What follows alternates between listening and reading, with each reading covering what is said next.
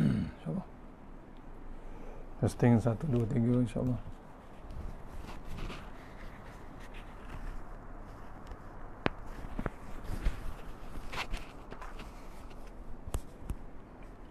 Testing 1, 2, 3 untuk Taman Salak Jaya InsyaAllah. Taman Salak Jaya, Surah Al-Qaryah InsyaAllah. Mohon komen InsyaAllah. Taman Salak Jaya InsyaAllah. Minta komen pada karya Taman Salak Jaya InsyaAllah.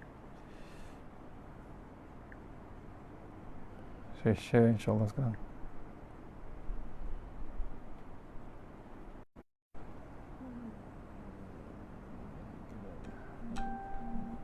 Sebentar.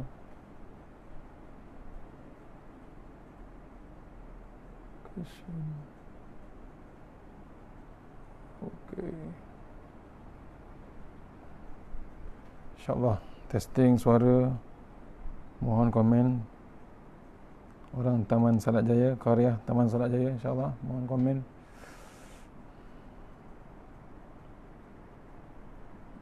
Okey. Gambar okey.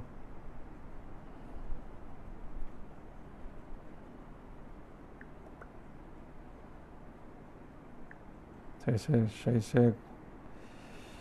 Okey. Sebentar je, saya nak share dengan orang Taman Salak Jaya, grup Taman Salak Jaya InsyaAllah. Sebentar, saya belum mula lagi.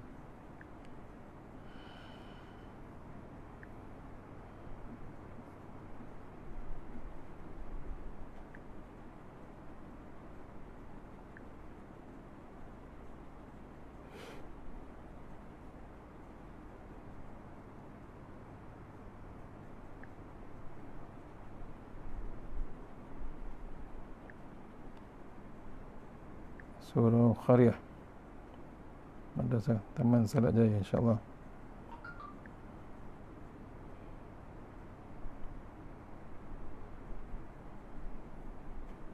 Salak Jaya.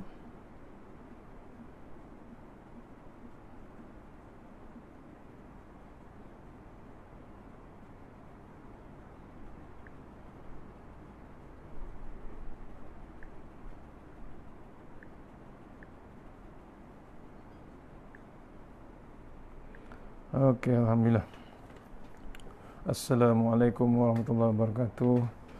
Alhamdulillah rabbil alamin, wassalatu wassalamu ala asyrafil mursalin wa ala alihi washabbihi ajma'in. A'udzubillahi minan nar min syarril kuffar wa min ghadabil jabbar wal izzati lillahi war rasul minin. Allahumma ghnina bihalalin haramik wa adhum siwa bismika Allahumma ya daim ya hayyu ya fardu ya witr ya ahad ya samad. Allahumma shalli ala Muhammad wa ala ali Muhammad. Rabbi shrah li sadri wa yassir li amri wa tammin lisani yafqahu qawli. Fa ya ibadallah ittaqullah usikum wa iyaya bittaqullah faqad fazal muttaqun. Allah ta'ala ina hikmataka wansur alaina min hazaimatika ya arhamar rahimin. Bismillahirrahmanirrahim. Bismillah ma sya'allah la yasuqu hayallah. Bismillah ma sya'allah la yasrifu suwayallah.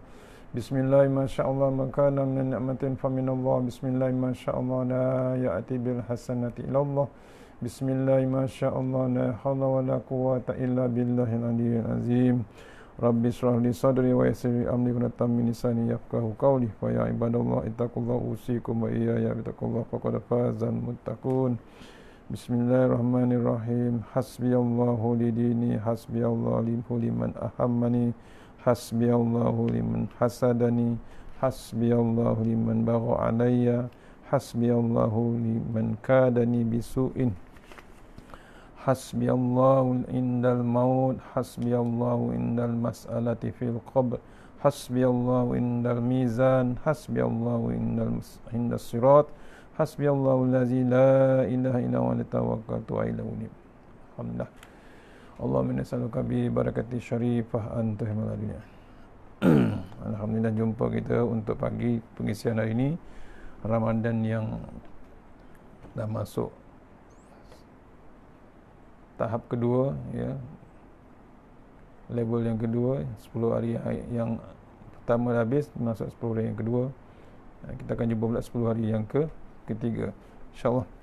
Mudah-mudahan terutama sekali karya Taman Salak Jaya, Surau Al-Khairiyah, Madrasah Al-Khairiyah Taman Salak Jaya.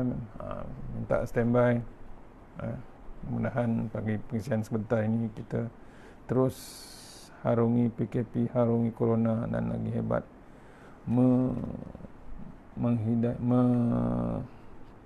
meneruskan menyelami Ramadan kita yang makin lama makin habis, tinggal lagi 20 hari lebih kurang, insyaAllah. Hari ini kita sentuh sedikit bab puasa, sentuh sikit dengan kitab peringatan bagi yang lupa, insyaAllah. Ni dok, kita mula baca kitab sikit untuk remind kan kita, untuk continuekan kita punya kuliah surau Taman Salak Jaya, insyaAllah. Dan yang lain-lain insyaAllah sama-sama kita renungkan.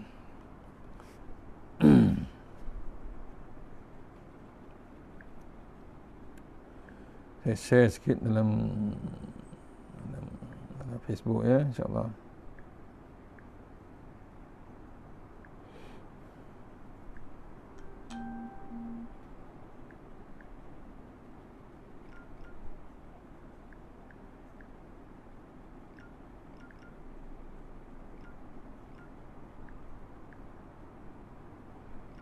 Okey, insyaAllah. InsyaAllah mula dengan kitab begini. Kita mula dengan tajuk yang dapat diharap dari rahmat Allah Subhanahu Wa Taala. Siapa yang ada kitab lama Tamyi'ul Ghafilin, kitab baru, muka surat 77, insyaAllah. Muka surat 77, tajuk yang dapat diharap dari rahmat Allah Subhanahu Wa Taala. Mudah-mudahan Ramadan ni kita dapat rahmat. Ya, itu yang dipesan ulama. Daripada awal Ramadan itu, malam pertama Ramadan, Allah pandang kita dengan rahmat. InsyaAllah mudah-mudahan sebulan Ramadan ni kita dapat rahmat semua sekali, InsyaAllah. Kita tengok tajuk bab yang dapat diharap dari rahmat Allah, bab nombor 7. Kita sentuh sikit dalam Ramadan, biar Allah sayang kita, kasihkan kita waktu bulan Ramadan. A'udzubillahi minasyaitonirrajim. Abu Laits meriwayatkan dengan sanadnya dari Abu Hurairah radhiyallahu anhu berkata, saya telah mendengar Rasulullah sallallahu alaihi wasallam bersabda, ja'alallahu rahmata mi'ata juz'in fa amsaka indahu tis'a wa tis'ina juz'an wa anzala ilal ardi juz'an wahida fabihi yatarahum hamul khalqu hatta innal farasa la tarfa'u hafiraha an waladiha khasyata an tusiba. Rasulullah SAW bersabda, Allah telah menjadikan rahmat dalam 100 bahagian, maka ditahan padanya 99 dan diturunkan di bumi 1 bahagian, maka dengan 1 bahagian itu masing-masing makhluk berkasih sayang, sehingga kuda mengangkat kakinya kerana khawatir menginjak anaknya. Ya, diceritakan oleh Rasulullah SAW, ya, sabdanya, Allah telah menjadikan rahmat 100 bahagian. Rahmat ni, bab kasih sayang ni, Allah buat 100 bahagian. Diturunkan, ya, ditahan yang 99, satu saja diturunkan ke bumi. Itu yang kita dapat, 1 bahagian. Daripada 100, 1 bahagian, 99 ditahan di atas, 1 bahagian diturunkan ke bumi. Maka dengan 1 bahagian itu masing-masing makhluk berkasih sayang, sehingga kuda mengangkat kakinya kerana khawatir memijak anaknya. 1 bahagian tu Allah turunkan untuk kita berkasih sayang. Ya. Maksudnya ni 1 bahagian tu kita pun kena tak terusik. Hilang bab kasih sayang, hilang bab rahmat. Padahal Allah bagi 1. Seharusnya kita gunakan. Ya. Saya tak tahan. Pagi tadi saya baca berita polis kena langgar di highway tu, dengan keadaan semasa yang kritikal macam ni pun, orang yang sedang bertugas itu pun tak ada belas, tak ada faham, tak ada Allah, dilanggar macam tu je. Apa salah polis tu? Apa salah orang yang bertugas? Hebatlah kematian dia dalam bulan Ramadan. Mati yang sedang bertugas, sedang berjihad. Mudah-mudahan ke syurga, insyaAllah. Memang ke syurga tempat polis muda. Cuba renung tuan, yang melanggar tu difahamkan mabuk, Allah Akbar. Sebab tu tak ada cara lain, haramkan juga arak tersebut. Tak ada di bumi Malaysia.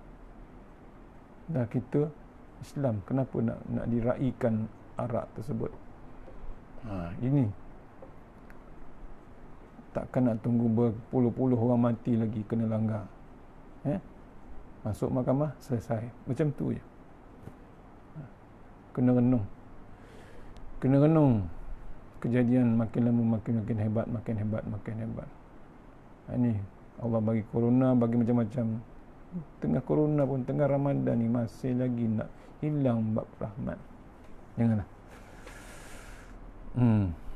Tengok ya. Cari jalan sebenarnya untuk bab rahmat ni. Kita sebagai umat Islam kena tunjuk kasih sayang. Bukan nak bergaduh antara sama-sama yang lain, tak. Islam tu hebat. Tapi Islam kena ikut betul-betul lah. Haram tetap haram, halal tetap halal. Sebab kata Tuan Guru Datuk Ismail Kamus tengah tak sihat ni, tolong doakan Tuan Guru kita, Tuan Guru Datuk Ismail Kamus tengah tak sihat. Mohon doakan kita semua, mohon doakan Tuan Guru kita Datuk Ismail Kamus, InsyaAllah. Apa dia kata? Saya tak boleh lupa. Islam tak boleh ikut zaman. Zaman wajib ikut Islam. Tak boleh tangguh. Kalau tangguh, ini dia ni. Allah dah bagi peringatan hebat satu dunia, bukan Malaysia aja. Satu dunia Allah bagi peringatan. Kenapa kita nak tangguh lagi? Haram tetap haram, halal tetap halal. Kata Tuan Guru, tak boleh duduk tengah-tengah. Kadang-kadang orang tak nak buat keputusan. Dia masih lagi di tengah-tengah. Halal pun tidak, haram pun tidak. Akhirnya halam. Kena renung bab tu. Janganlah. Balik pada kitab tadi, rahmat. Abu Lais beriwayatkan dengan sanad dari Al-Hasan berkata, Rasulullah SAW bersabda, sesungguhnya Allah mempunyai 100 rahmat. Diturunkan ke bumi hanya satu rahmat untuk penduduk dunia. Maka mencukupi sehingga habis ajal mereka, dan Allah akan mencabut itu rahmat yang satu pada hari kiamat untuk digenapkan pada yang 99, untuk diberikannya kepada para wali dan ahli taat kepadanya. Rahmat tu hebat. Bayangkannya, sayangnya, bab kasih sayang tu sampai binatang. Ini contoh yang Nabi sabdakan. Sampai kuda yang baru beranak tu pun angkat kaki, takut terpijak anak dia. Kasih sayang. Kasih sayang binatang. Saya cerita semalam di Surau Pucung. Tok Imam di Mesir tu makan, tengah makan datang kucing minta makanan. Kucing bukan cakap lah, tapi dia datang, memang dia nak makan. Tok Imam bagi peluang, bagi makanan sikit pada kucing. Datang balik, bagi lagi, datang balik. 3-4 kali kucing tu datang. Tok Imam dengan kawan-kawan cuak. Akhirnya apa? Akhirnya dia follow kucing tu, kucing kecil tu ke mana. Dilihatnya rupanya kucing tu memberi makanan yang diberi oleh Tok Imam dengan sahabatnya bukan untuk dia, untuk sahabat kucing tersebut.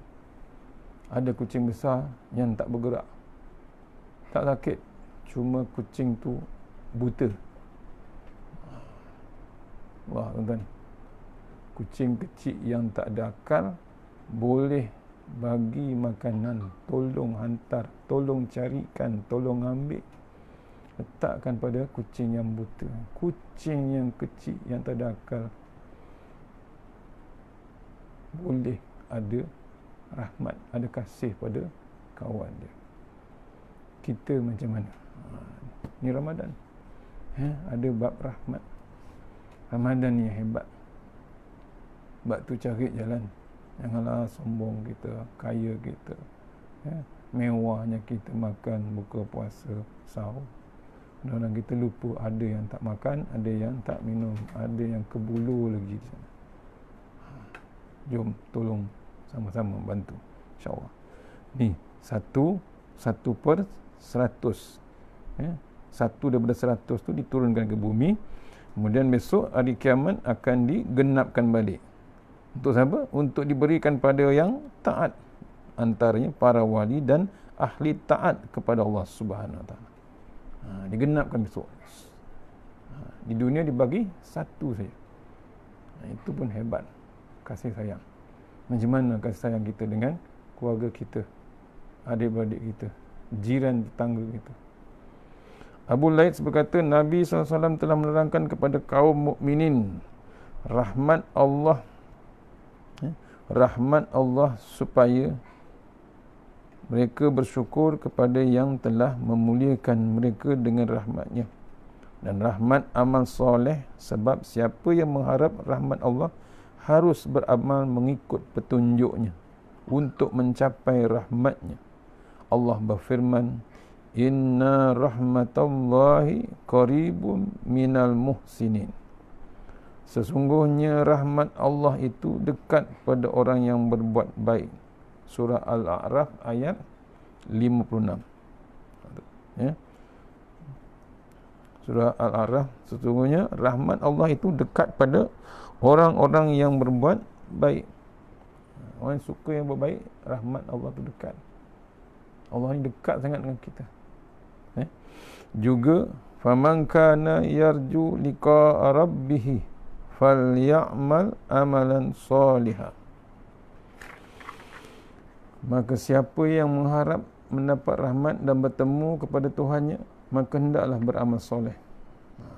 Siapa yang mengharap mendapat rahmat dan bertemu kepada Allah, maka hendaklah dia beramal soleh.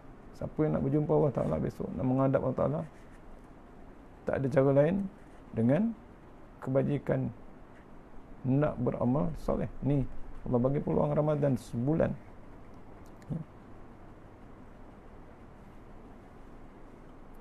Ibnu Abbas radhiyallahu berkata, ketika turun ayat yang bermaksud rahmatku meliputi segalanya, segala sesuatu, maka iblis menampak-nampakkan diri sambil berkata, saya termasuk dari sesuatu, tentang saya akan mendapat bahagian dari rahmatnya. Demikian pula kaum Yahudi, Nasara, Kristian. Kemudian diturunkan lanjutannya, maka aku tetapkan rahmatku pada orang-orang yang takwa, jaga-jaga diri, syirik dan mengeluarkan zakat, dan mereka yang percaya pada ayat kami. Iblis patah harapan untuk mendapat rahmat. Tetapi Yahudi dan Nasrani, yakni Kristian, berasa tidak syirik dan tidak mengeluarkan zakat, dan sudah mengeluarkan zakat dan percaya pada kitab Allah. Kemudian turun ayat lanjutannya, mereka yang mengikuti Rasul Nabi yang ummi, iaitu Nabi Muhammad SAW. Sampai di sini kaum Yahudi dan Nasara Kristian putus dari rahmat Allah, sehingga rahmat yang besar hanya khusus bagi kaum mukmin. Kerana itu, maka kewajipan utama bagi tiap mukmin memuji syukur kepada Allah atas kurnia nikmat iman yang diberikan Allah kepadanya, sampai mengharap semoga segala dosa-dosanya diampunkan oleh Allah Ta'ala. Turunnya ayat Allah Ta'ala ni mula-mula betul Yahudi ikut, percaya dengan rahmat. Kemudian level kedua, Yahudi keluar, tinggal Nasara. Akhirnya bila turunnya Rasulullah SAW, tak hendak ikut, hilang bak rahmat. Kedua-duanya pergi, Nasrani pun pergi, Yahudi pergi, tinggal orang mukmin, orang Islam, yakin dengan Rasulullah, yakin dengan Allah Subhanahu wa taala. Yahya bin Mu'az Ar-Razi dalam doanya berkata, ya Allah, Engkau telah menurunkan satu rahmat dan muliakan kami dengan rahmat beragama Islam. Apabila melengkapkan rahmat yang merata, bagaimana kami tidak akan mengharapkan pengampunan? Ya. Allah telah bagi turunkan rahmat, satu rahmat untuk muliakan, dan rahmat beragama Islam lagi hebatlah.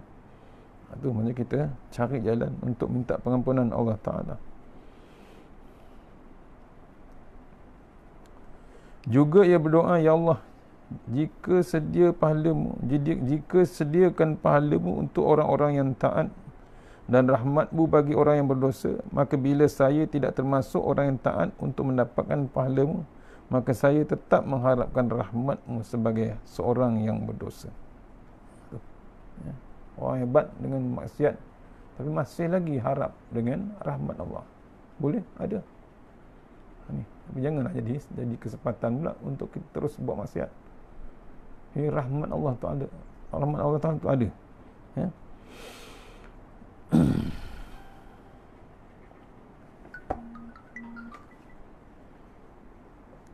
Juga ia berdoa, ya Allah, jika sedia, sudah.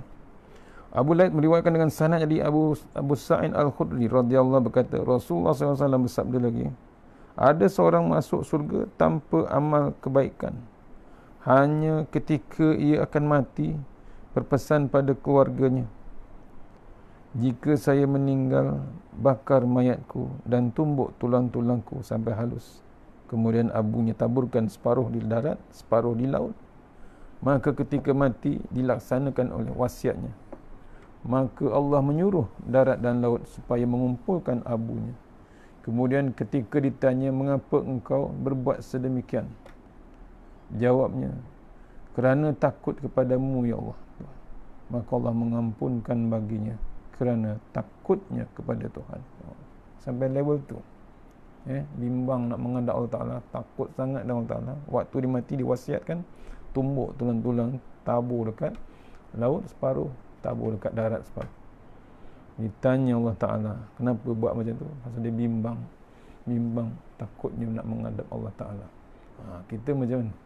Dah Allah bagi peringatan macam ni, takut ke tidak? Janganlah cari jalan takut. Lepas tu semak hati kita, takut ke benar, takut ke tidak kita ni. Kata Dr. Basit, pondok Pasir Tumbuh, siapa lagi, tiga pesan, tiga tempat suruh kita semak. Yang pertama, semak hati kita waktu kita dibacakan ayat Allah, ayat Quran. Kat mana hati kita? Bimbang ke tidak? Takut ke tidak bila dibacakan ayat Quran? Dengar. Cuba tengok terjemahan. Belum tafsir lagi, terjemahan saja. Takut ke tidak kita dengan amaran-amaran Allah? Sebab tu Quran ada amaran. Quran ada sejarah. Al-Quran ada amaran. Al-Quran ada nasihat. Al-Quran lagi apa? Diturun pada bulan Ramadan. Ada tak sejarah? Ada sejarah. Macam-macam sejarah. Nabi Hud, Nabi Daud, Nabi Sulaiman, kaum Ad, kaum Majusi, Nabi Yahya, kaum Lut. Semua dicerita dalam Al-Quran. Sejarah. Amaran ada. Amaran apa? Amaran bab kematian. Amaran dengan bab neraka. Amaran bab turunnya bala. Ada. Salah satu amarannya, terlampau teruk sangat maksiat, terlampau hebat sangat maksiat, Allah ratakan kawasan tersebut. Bukan kawasan, kaum tu diratakan. Allah ratakan semua. Sekarang ni bukan rata, merata. Betul? Allah meratakan virus satu dunia. Mana kita pergi, adanya virus. Nampak? Tak nampak. Dulu jin je tak nampak, sekarang virus yang tak nampak hentam manusia balik. Pasal apa? Kedegilan manusia, kehebatan dia nak melawan Allah, kehebatan manusia nak bermaksiat dengan Allah Ta'ala. Jangan. Kita sebagai umat Islam cari jalan, pulanglah pada Allah Ta'ala, baliklah pada Al-Quran, balik pada Rasulullah SAW. Mana tadi? Sikit lagi.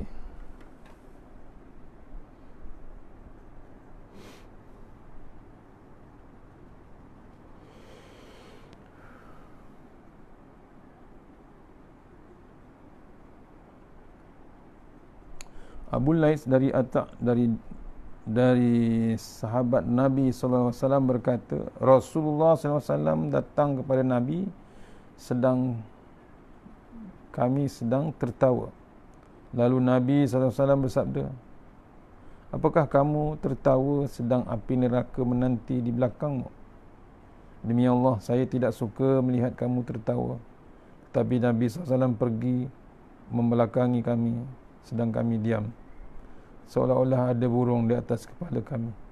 Kemudian kembali sejalan mundur kepada kami, lalu bersabda, Jibril telah datang kepadaku dan berkata, Allah telah berfirman, mengapa engkau mematahkan hati hamba-Ku? Beritakan pada hamba-Ku bahawa Aku Maha Pengampun dan Maha Penyayang. Seksaku seksa yang sangat pedih. Nabi lalu satu grup, nampak sahabat-sahabat tu tertawa seronok sangat. Nabi tegur dia, keras sikit. Apakah kamu tertawa sedang api neraka menanti belakangmu? Kita gelak, terlupa api neraka sedang standby untuk kita. Kemudian turun wahyu, Allah tegur Rasulullah SAW, mengapakah engkau mematahkan hati hamba-Ku itu? Maksudnya Allah taklah bagi peluang langsung kita nak senyum, nak gelak. Ada lagi peluang untuk tak ketawa, tapi ada batas-batasan. Pujuknya sayangnya Allah dengan kita. Nampak tak? Mengapakah engkau mematahkan hati hamba-Ku? Beritakan pada hamba-Ku supaya Aku Maha Pengampun, bahawa Aku Maha Pengampun dan Maha Penyayang. Allah tu Maha Pengampun dan Maha Penyayang. Maksudnya apa ni? Kita ni dalam Ramadan ni Allah tunggu taubat kita.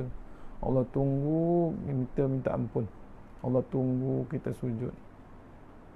Waktu Ramadan ni Allah tunggu kita. Cahaya Ramadan hebat.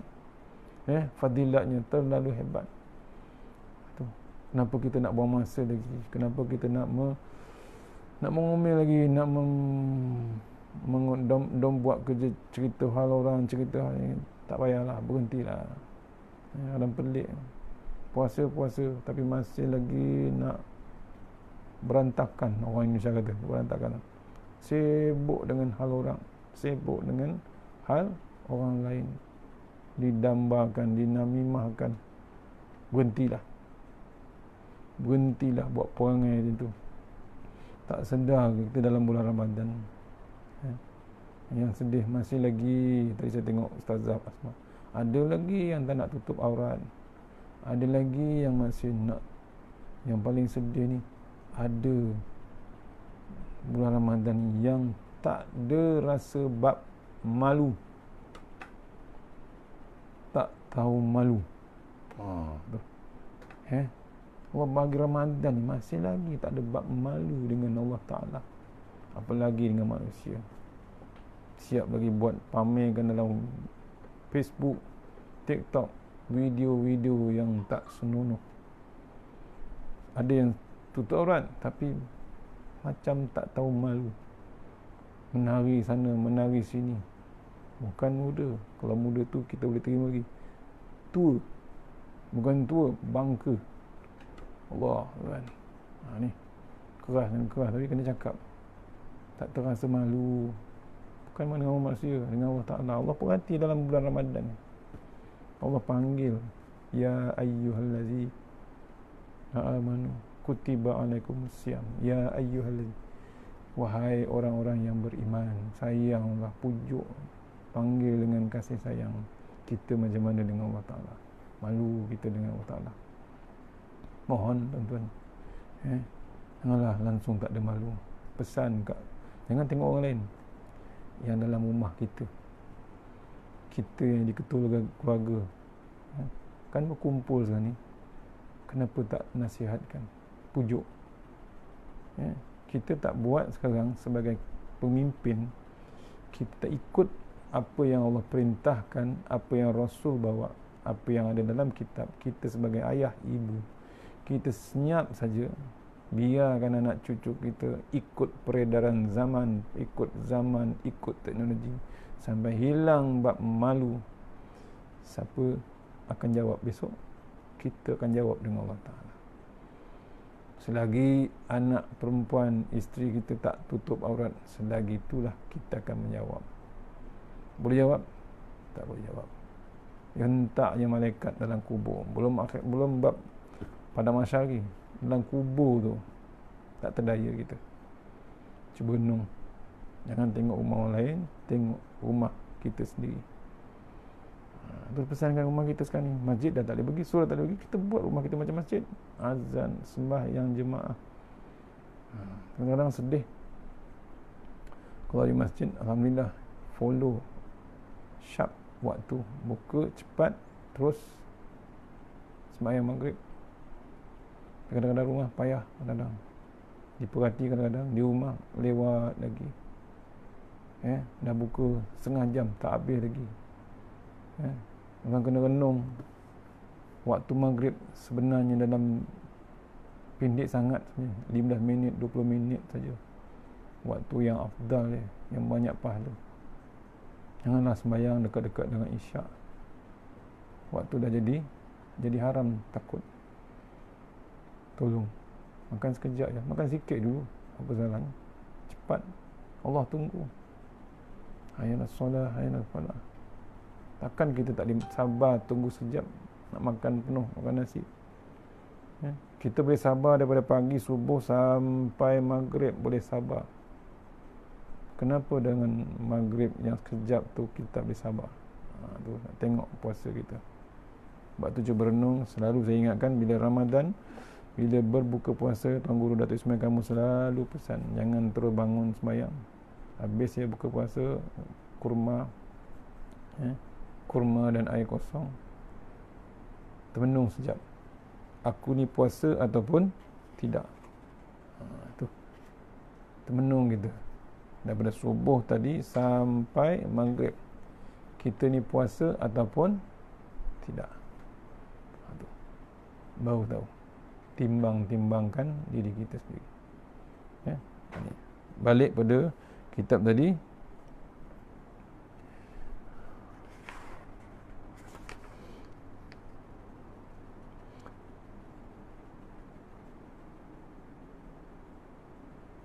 Abu Lais meriwayatkan dengan sanadnya dari Abdullah bin Amru al-Ash radhiyallahu berkata, Rasulullah SAW bersabda, sesungguhnya bagi Allah tidak ada dosa yang tidak dapat diampunkannya.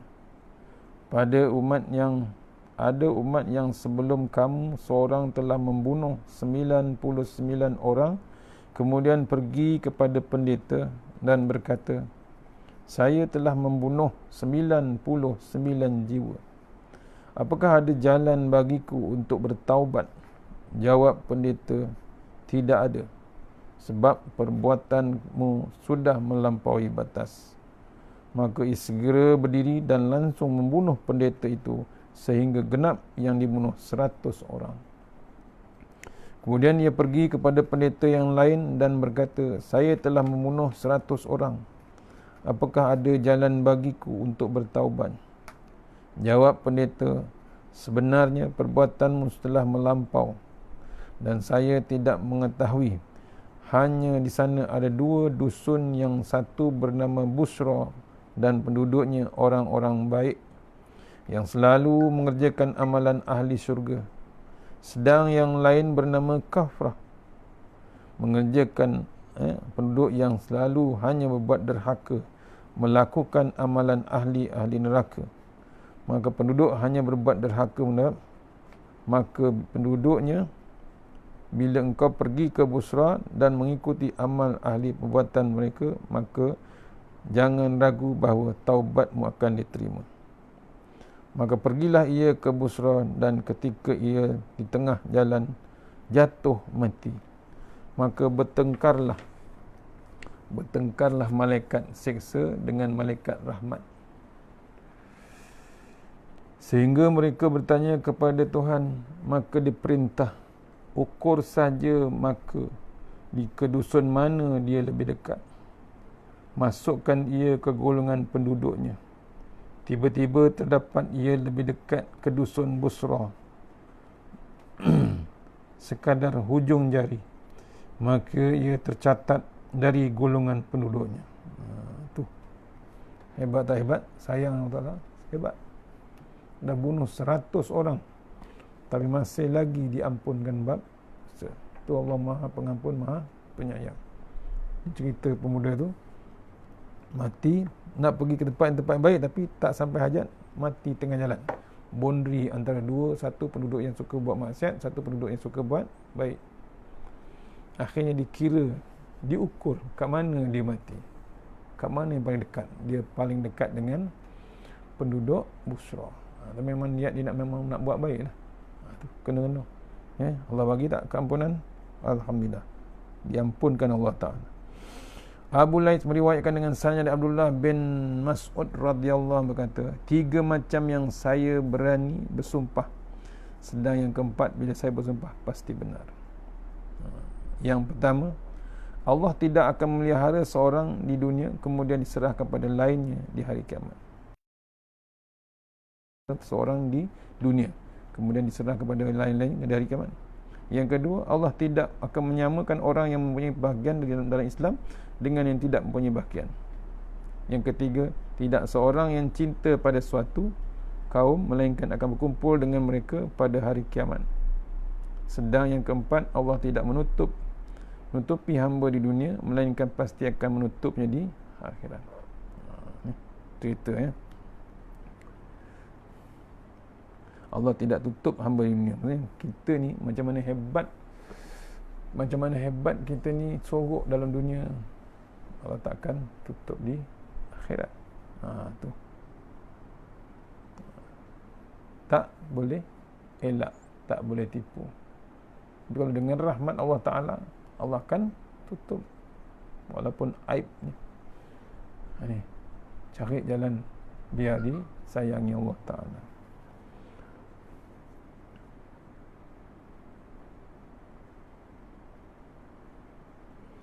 Abu Laits meriwayatkan dengan sanad Ibn Mas'ud berkata, 4 ayat surah An-Nisa bagi kaum muslimin lebih baik. Berkata 4 ayat surah An-Nisa bagi kaum muslimin lebih baik daripada dunia seisinya. Apa ayat dia? Iza innallaha la yaghfiru ay yushraka bihi wa yaghfiru ma duna zalika liman yasha' wa man yusyrik billahi faqad dhalla dhalalan ba'ida. Sesungguhnya Allah tidak akan mengampunkan dosa orang yang mempersekutukannya dengan sesuatu apa jua, dan akan mengampunkan yang lain daripada kesalahan syirik itu bagi siapa yang dikehendakinya, yakni menurut perintah hukum-hukum Allah. Dan siapa yang mempersekutukan dengan Allah dengan sesuatu yang lain apa jua, maka sesungguhnya ia telah sesat dengan kesesatan yang amat jauh. Kita ni dipesankan dalam surah Nisa ni, jangan syirik, jangan kita menyekutukan Allah. Apa benda pun kita tak boleh samakan dengan Allah Ta'ala. Mohon jangan kita syirik. Walau annahum izzallamu anfusahum ja'uka fastaghfarullaha wastaghfara lahumur rasulu lawajadu Allahu Allaha tawwaban rahim. Dan kalau mereka ketika mengenai diri mereka sendiri sedang datang padamu wahai Muhammad, lalu mohon ampun kepada Allah dan Rasulullah, juga mohon ampun untuk mereka, tentulah mereka mendapati Allah Maha penerima taubat lagi Maha mengasihani. An-Nisa. Ya. Dah terkeluar dah, ya. Dah menganiaya diri sendiri, dia zalim pada diri sendiri. Akhirnya dia mohon pada Allah Ta'ala, mohon pada Rasulullah, akan diampunkan.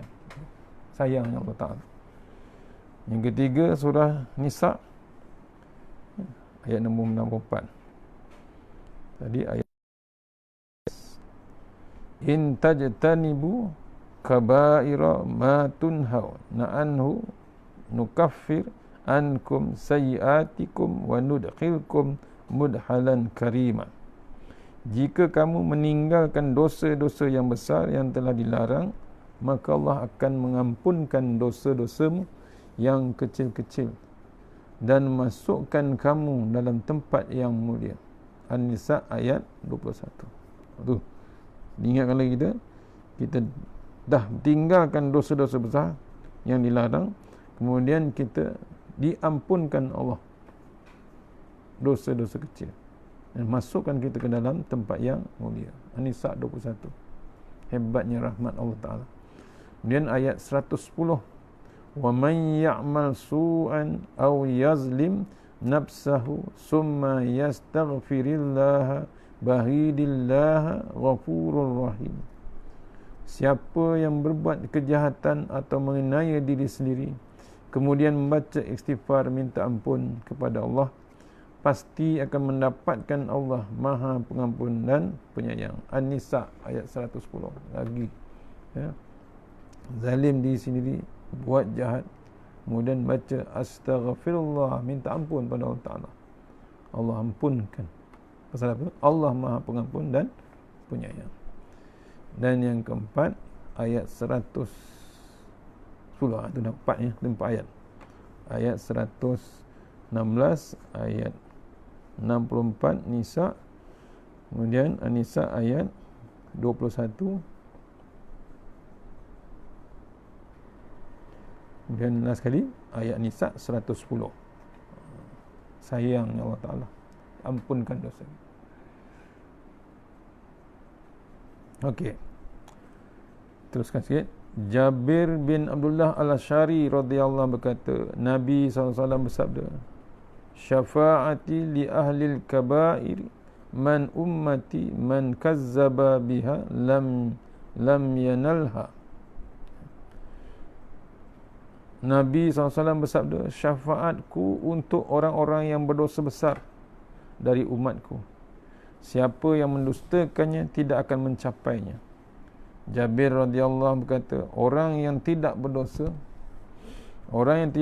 besar tidak memerlukan syafaat, sebagaimana ayat ketiga di atas. Tu. Ya. Ayat ketiga tadi ayat nombor 20, ayat 21. Orang yang dosa besar, Nabi akan selamatkan dia dengan syarat dia taubat, ya, meninggalkan dosa besar yang telah dilarang. Nabi akan bagi syafaat dia. Orang yang dosa kecil tak payah, pas, insyaAllah.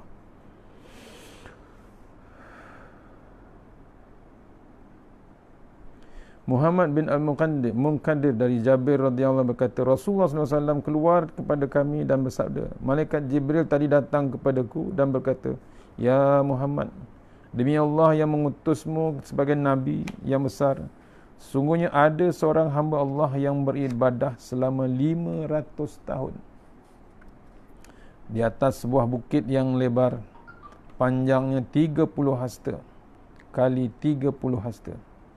Sekelilingnya ada laut luas seluas 4,000 farsa dari tiap penjuru. Di situ Allah mengeluarkan sumber air yang segar selebar 1 jari dari bawah bukit. Juga pohon delima pada tiap hari berbuah sebuah delima. Maka bila petang dari hari, turunlah orang itu untuk wuduk dan memetik delima, lalu dimakannya. Kemudian berdiri sembahyang dan ia minta pada Tuhan supaya dimatikan dalam sujud, dan supaya badannya tidak disentuh oleh bumi atau lain-lainnya hingga bangkit di hari kiamat sambil sujud. maka Allah telah menerima permintaannya.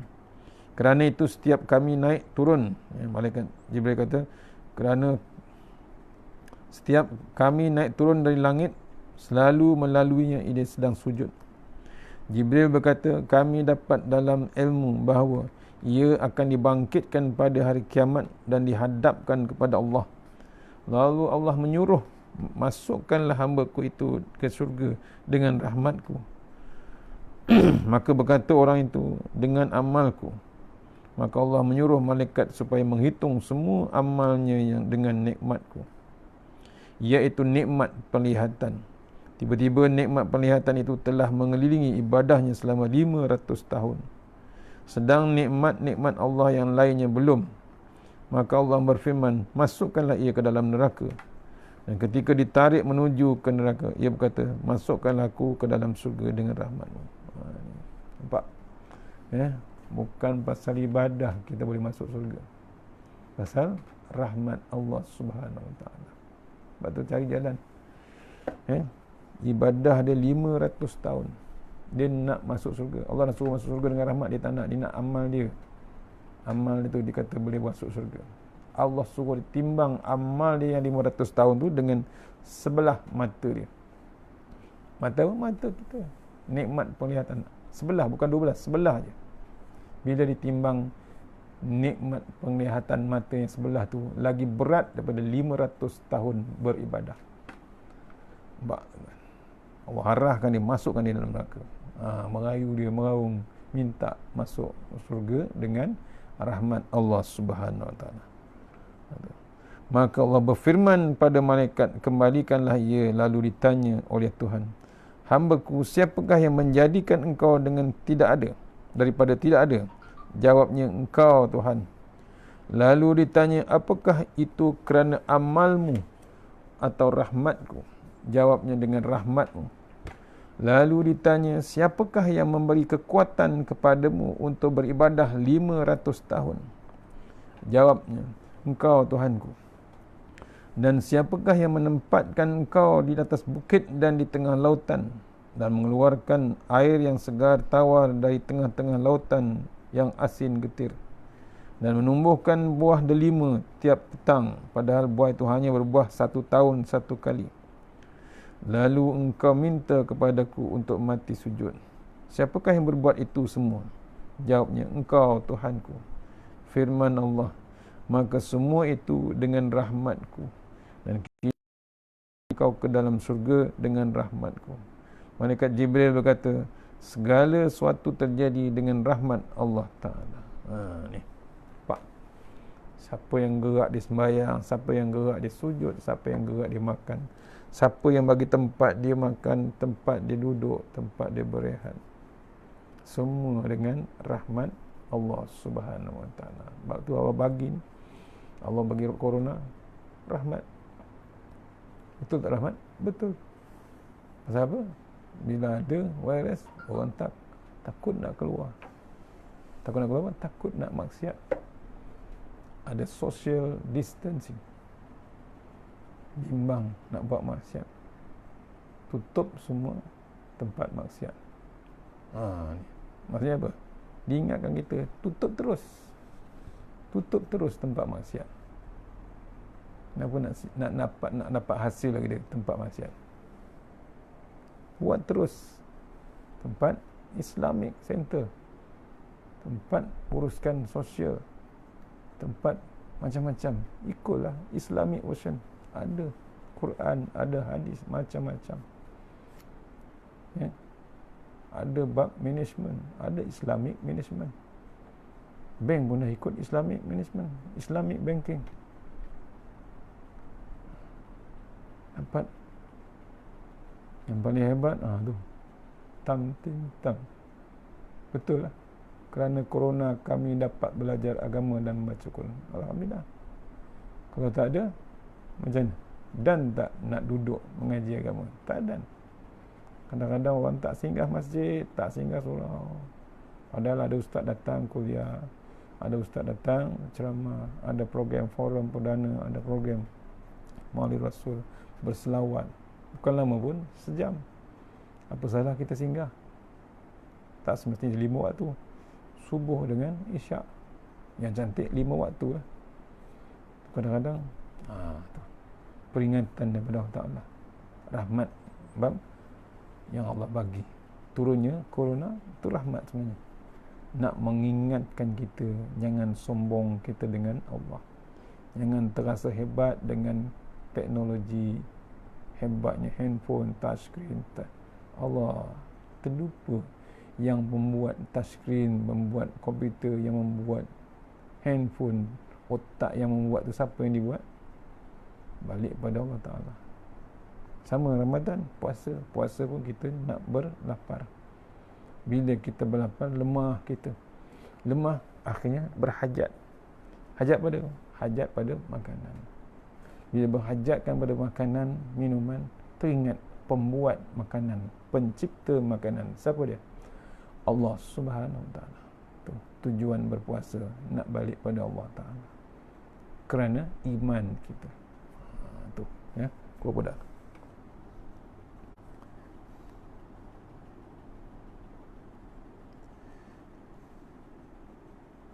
Seperti dengar. Kita berhenti kitab sampai sini. Kita sambung sikit fadilat puasa semalam tadi.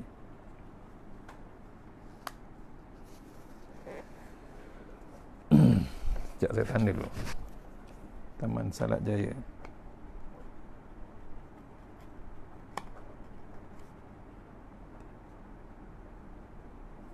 Okey. Kita baca sikit fadilat Ramadan. Semalam dah baca sampai 16 kot. Tengok.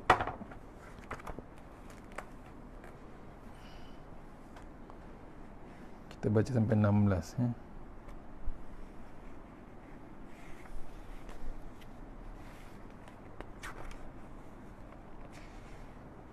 Semua ada 24 fadilat Ramadan, fadilat puasa.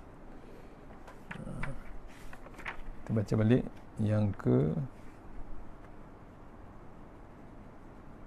baik ingat. Okey, saya ulang balik. Saya sebutkan poin-poin untuk Taman Salak Jaya. Fadilat puasa. Ulang balik poin saya yang saya boleh ulang balik. Fadilat puasa yang pertama, Allah memuji orang mukmin yang berpuasa. Kelebihan puasa, Allah puji. Orang yang puasa ni Allah puji. Jangan ingat kita puasa main-main, tak. Allah puji kita. Itu fadilat yang pertama. Fadilat yang kedua, puasa tidak ada bandingan. Tak sama dengan amal lain. Bayang ke, haji ke, umrah ke. Puasa Allah punya. Tak ada bandingan. Yang ketiga, puasa ni fadilat dia menyandarkan ibadah puasa kepada Allah sebagai memuliakan martabatnya. Allah. Bila puasa ni menyandarkan puasa ni terus pada Allah Ta'ala. Muliakan Allah Ta'ala. Kita pun dimuliakan, Allah kita muliakan. Fadilat yang ketiga. Fadilat yang keempat, darjat orang puasa akan diangkat. Hebatnya orang puasa. Tak sama dengan hebatnya orang yang bayang, haji, umrah. Tak. Puasa lain. Level dia lain. Darjat di sisi Allah Ta'ala. Yang kelima, puasa bersesuaian dengan sifat Allah yang mulia, maha kaya. Tidak perlu pergantungan kepada siapa. Puasa ni mengajar kita sebagai bergantung terus pada Allah Ta'ala. Bukan bergantung dengan makhluk. Yang keenam, puasa adalah kafarah ataupun penghapus daripada kesalahan. Salah satu penghapus dosa kita, silapan kita. Yang keenam. Ketujuh, puasa Allah, fadilat puasa, Allah dan para malaikat memuliakan orang puasa dengan berselawat kepadanya. Tengah puasa ni Allah selawat dengan malaikat untuk kita. Ini puasa kita, puasa yang sebenar, puasa yang sempurna, puasa yang betul-betul untuk Allah Ta'ala, iman kita. Yang ke-8, puasa adalah benteng daripada api neraka, perisai kita besok. Selain kita baca Allahumma ajirna minan nar Allahumma ajirna minan nar. Itu jangan miss lepas sembahyang. Berapa? 7 kalau boleh. Pasal apa? 7 pintu standby. 7 pintu, bukan pintu rumah, pintu neraka standby untuk kita sebenarnya. Kita tak tahu pintu berapa.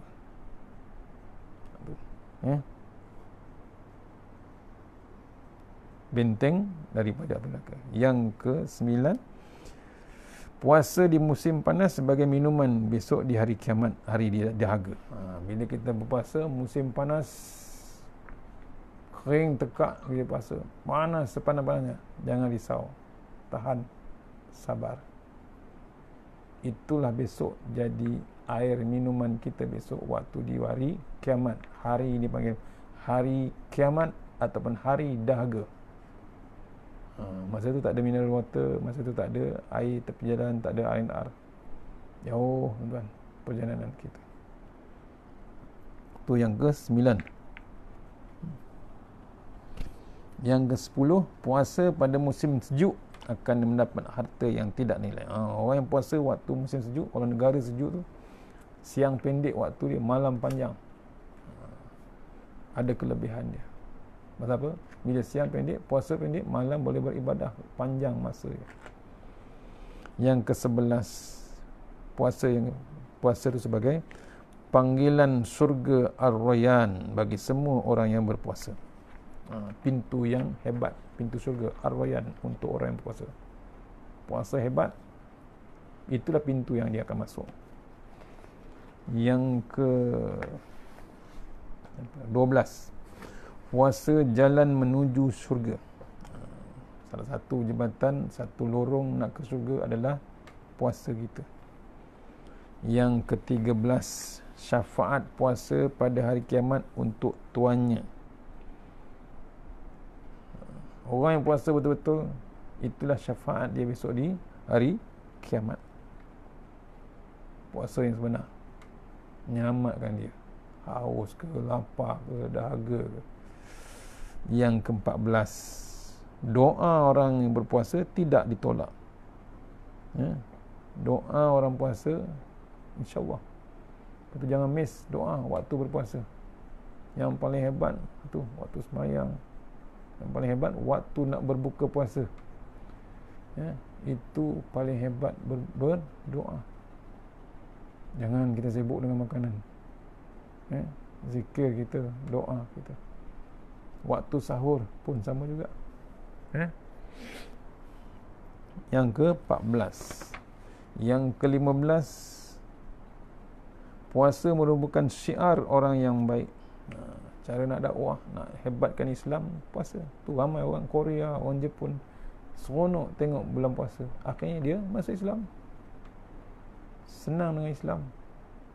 Ni corona lagu hebat, senang Islam. Nak orang azan pula di Jerman, di Belanda dah boleh azan, totally azan. Dulu Eropah larang orang pakai niqab, purdah.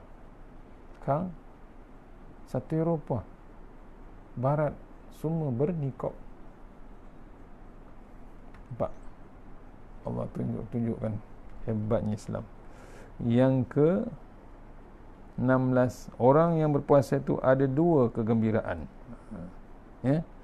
Orang yang puasa ni fadilat dia, kelebihan dia, bila dia puasa dia ada 2 kegembiraan. Pertama, bila berbuka puasa, suka dia, seronok.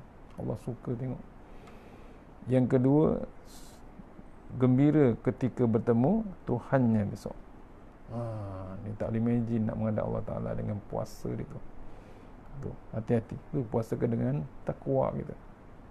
Takwa, tatawadu, qaf qanaah wa wara. Yakin balasan Allah Ta'ala. Yang ke-17, bau mulut orang yang berpuasa lebih harum daripada bau kasturi. Ni. Tu diceritakan ulama. Yang ke-18, fadilat puasa. Puasa adalah benteng perisai. Macam-macam diperisaikan kita waktu kita puasa. Macam-macam maksiat akan mendepani kita. Kita dapat jadi benteng. Aku puasa. Menghadap orang yang tengah marah, saya sedang puasa. cari jalan. Yang ke-19, saya baca poin ya, panjang cerita ni. Memutuskan fadilat yang ke-19, memutuskan sebab-sebab untuk beramal ibadat atau bergantung selain Allah Ta'ala. Kelebihan puasa memutuskan sebab-sebab untuk beramal ibadat atau menggantung selain Allah Ta'ala. Al-Munawi menjelaskan tentang hikmat berpuasa bahawa ia disyaratkan untuk mengekang syahwat dan memutuskan sebab kepada perhambaan dan ubudiyah terhadap perkara dunia. Jika seorang itu sentiasa melakukan suatu perkara, maka dia seolah-olah diperhambakan oleh perkara itu. Ini dengan sendirinya memutuskan hubungan dengan Allah Ta'ala. Bila puasa, dia putus sebab hamba dia dengan dunia. Dia akan sambung online terus dengan Allah Subhanahu Wa Ta'ala. Ya. Tu. Maka puasa dapat memutuskan hubungannya dengan keduniaan dan dirinya dapat merasakan bebas dari dan berupaya menguasai sesuatu. Kebebasan yang sebenar ialah dia memiliki sesuatu, bukan sesuatu yang memilikinya. Itulah fadilat yang terbesar dalam ibadah puasa sebagaimana yang dirungkaikan oleh Al-Hafiz Al-Munawi. Dengar. Puasa dapat memutuskan hubungannya dengan keduniaan dan dirinya dapat merasakan bebas dan berupaya menguasai sesuatu. Kebebasan yang sebenar ialah dia memiliki sesuatu, bukan sesuatu itu yang memilikinya. Itulah fadilat yang terbesar dari ibadah puasa. Sebagaimana telah dirungkaikan. Ni. Pak, dia tak jadi hamba dunia. Dia jadi hamba Allah Ta'ala.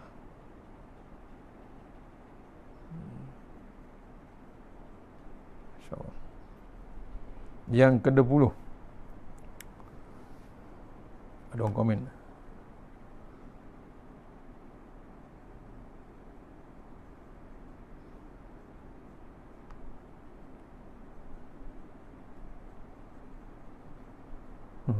Puasa mesti sejuk. Fadilat yang ke-20, puasa adalah kesyukuran kepada pemberi nikmat. Kata Imam Izzuddin bin Al-Abdul Salam, bila seorang berpuasa mengetahui nikmat Allah daripada berkenyang dan tidak merasai dahaga, maka dia bersyukur kepada Allah dengan sebab itu. Nikmat itu sebenarnya tidak dapat diketahui dan dirasai kecuali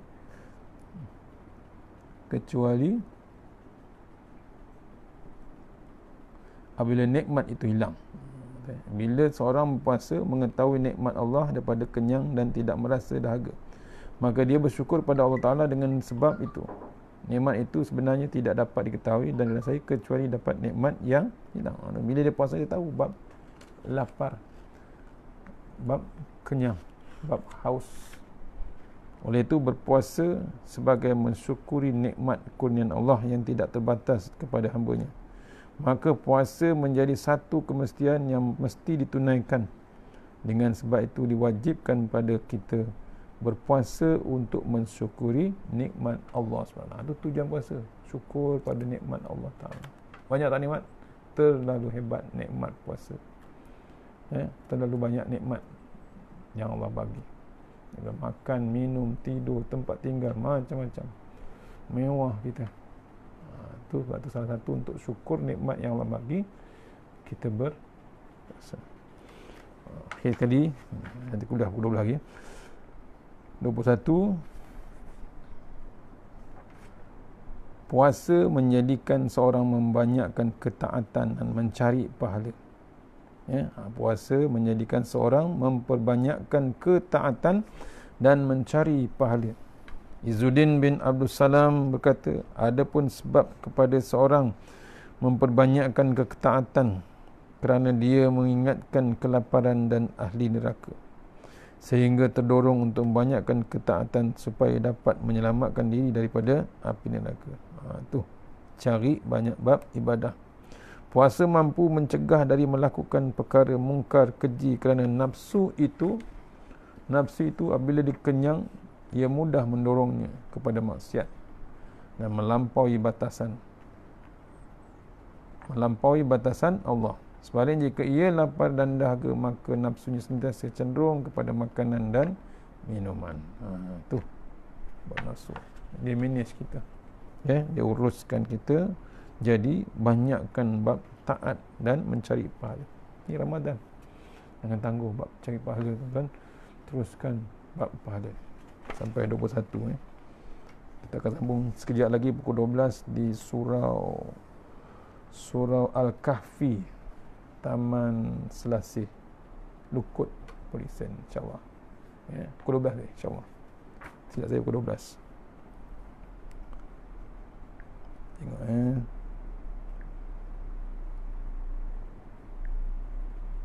CEO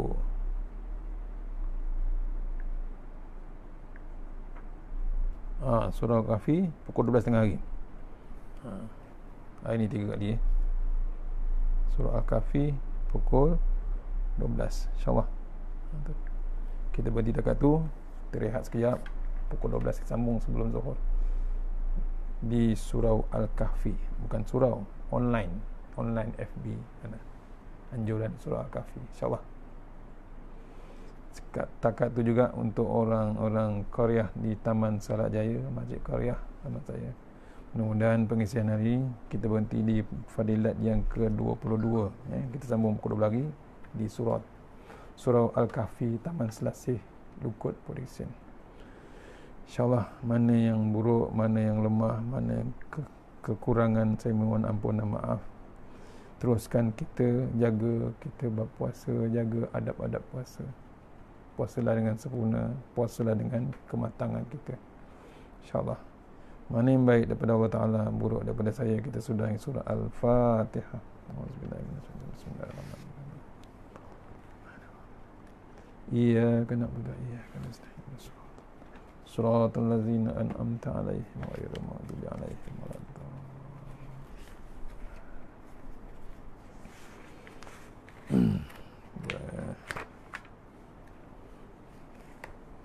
A'udzu billahi minasyaitonir rajim. Bismillahirrahmanirrahim.